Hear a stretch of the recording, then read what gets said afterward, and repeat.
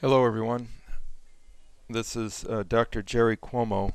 I'm in my office, and today's topic is a very simple but yet overlooked quite often in a dental office, and it has to do with fit checking laboratory work after it does come back from the lab. So let me go over a few things that you're going to need to have when you do receive your case. Number one, I like to see everything laid out um, when it comes to laboratory work. That includes not only the die itself, which I'll zoom in on, and this is the cut model, pretty much for a single tooth. This is our method of handling a single tooth crown. So the dies itself. Now I'll always ask for a pristine die, which is trimmed by the lab but not necessarily used. And so I want you to take a good look at that, and we're going to come back to this, but is a trim die, basically ditched short of the margin, about a half a millimeter short of the margin. And we're going to come back and use this in our treatment. And this solid model, which ultimately gives us the ability to check the contact area, contact zones. And we also have the impression that we can continue to recheck if we had to come back to it or pour another die. And then of course the crown itself, and this was a darker shade that we use. I believe it's an A3.5. This particular crown basically has a configuration that we use quite often. I call it our classification number 1, which allows us to have the mesial buccal margin baked with porcelain all the way to the margin. And we've found that by reducing the amount of coverage of the ceramic to metal margin to just this 1/4 segment, it actually reduces the amount of distortion that we find in other areas of the margin. So by leaving everything else in metal and the aesthetic zone in ceramic, we're able to bypass those problems with pulling of the ceramic margin and opening a margin inadvertently by just processing and firing this crown in the oven. So I haven't looked at this case yet, so whatever we see is firsthand today. So this case is supposed to go in tomorrow. Hopefully it will. But let's look at what we're going to do right now with this particular crown. All right, so first thing I'm going to do is I'm just going to take a normal lead pencil, and this happens to be a number 2, a 0.5 millimeter, and I'm going to go ahead and trace the margin out. Now you could use a red or a blue pencil to mark the margins. I happen to like this graphite because I just feel like it holds the color a little bit longer while I'm checking things. Now I'm just going to spray a little bit of air to remove any of the excess, and then what I'm going to do is go ahead and see if by not pushing hard, but just to check to see how this fits.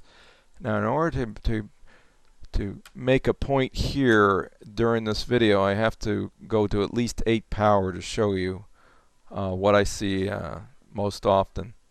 And if you look, now I'm just basically pushing gently. You can actually see an open margin right there, and that's the distal buccal aspect. So we're going to show you in this video hopefully how to get rid of that open margin to make this fit better to this pristine die, because ultimately you want your work to finally fit the supreme pristine die that was given to you from your laboratory. So how do we do that? Well, one thing I did not show you is when I want to perform a procedure like this, I'll continually use a quick check indicator spray. Now this one happens to be from a company called Cardinal that I order from. You probably could buy this from Benko or any of the other companies out there, Patterson, etc. But this one is, it's nice. We're just going to shake this up. Basically, and I'm going to go ahead and just spray this dye from a distance of about 2 inches. Just gently spray it. Alright. And that's about it. You want a real thin film all the way around, evenly. And now, come back and grab your crown and just gently mark. You're looking for first point of contact, so just gently put that over. And you don't want to squeeze, you just want to just gently do that. And you're going to find out that some of that red material will come off underneath your crown. So let's inspect the undersurface of the crown. And right away, I can see where this area right here, here, along this margin. You know, so what do you adjust first? Well, I like to adjust all the internal aspect, not the margin first. Find out if it's a path of seating problem first. So here we go. My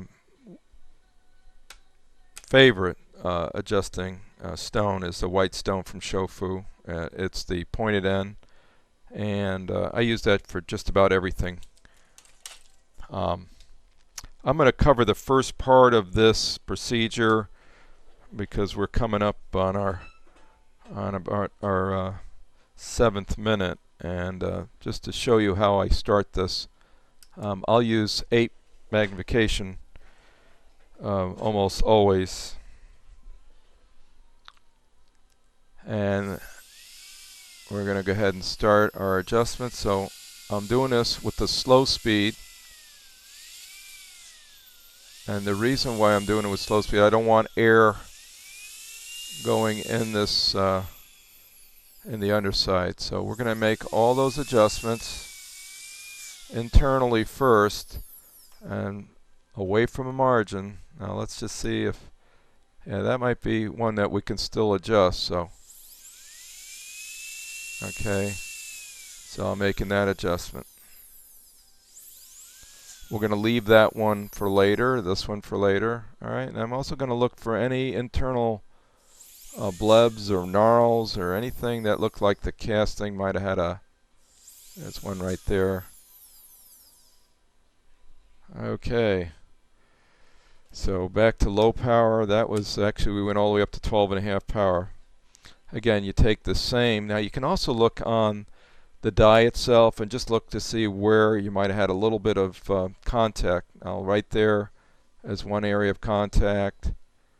I want to say that's about the only area that I can see right now. So let's go back to that and just push it down in place a little bit more.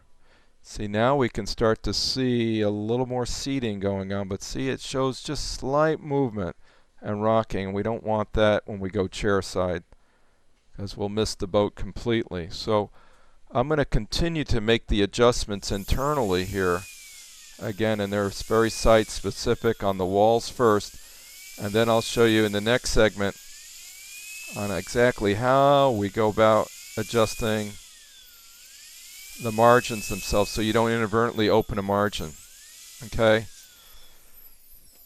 Let me just dry that off. So this is Dr. GERARD CUOMO. You got to practice this day in, day out and get really good at it. It's just one of the disciplines, and I think in our profession, that just goes unlooked. We're relying on the laboratory to continue to spot check these areas. You hope that they are doing it themselves, but again, in a situation where you have some control over minimal adjustments right before you go in to seat the crown, it pays dividends. Your life is much easier chair side, and these things go in really without much stress at all. So let me come back in the next segment, okay, and I'll talk to you a little bit about on the finish on this.